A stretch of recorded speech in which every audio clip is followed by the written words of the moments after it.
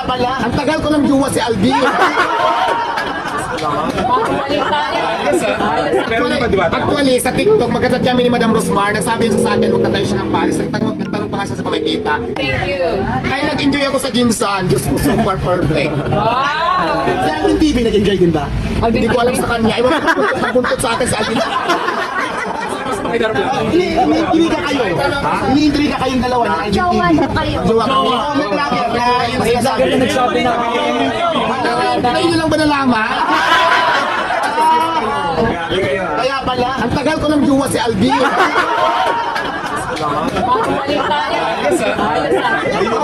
Magjowa kami. Ano naman yung jowa ni Alvin? Medyo wala naman yun. Ano yung experience sa plano?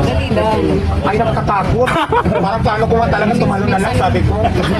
Hindi nakakatakot talaga, nakakakaba. Lalo na yung pa-upcat house ng gagawin. Buta hindi mo sinabing para! Para sana ako narinig. Bawal pang tumayo. Sabi ng flight attendant, diyan ka lang, bawal. Wala pa na pang-pinsong na sa'yo, sir. Ano, papunta ko dito, mayroon isa lang. Isa lang, Natakot pa nga eh. Hindi nabilib sa kasikatan mo. Ay, hindi ako sikat ha. Hindi ko nikinasikat ako. Bahala kayo dyan. Yan si Diwata. Sikat ka na. Sikat na.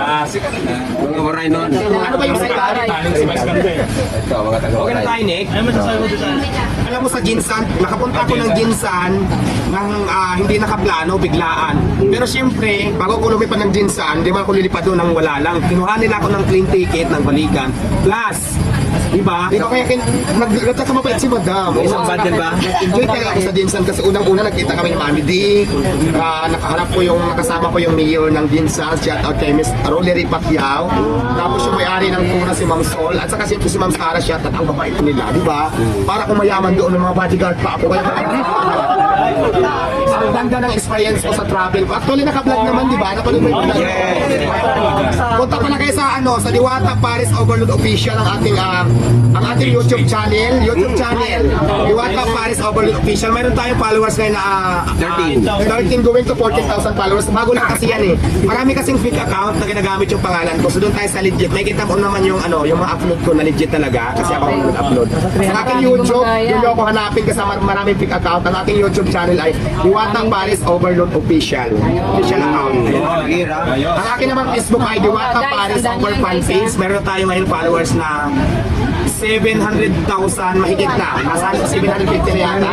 So yun yung legit. Diwata Paris Over Fan Page. Sa akin yun talaga.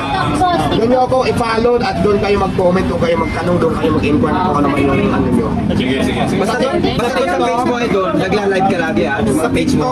Sa TikTok mayroon din ako Diwata Paris Overload Official account. So yun, yung mga channel natin na yun, doon ako nag-live. Doon ako i-follow. Marami kasi ngayon gumagaya ng account ko, nagpapangga kung ano ng mga gimmick nila na hindi ako. Inaano ko lang na huwag kayo mag-follow sa fake account. Kasi hindi naman ako yan, tapos baka kasi kung ano ang gawin niya, na sabihin na ako, di ba, magpangga, di ba magamit sa hindi maganda yung page ko, nagpapala nyo ako. So, kaya sana maging aware kayo. Kung gusto talaga i-follow, Diwata Paris Over Fan Page sa Facebook. Sa YouTube channel ko naman, Diwata Paris Overload Official account.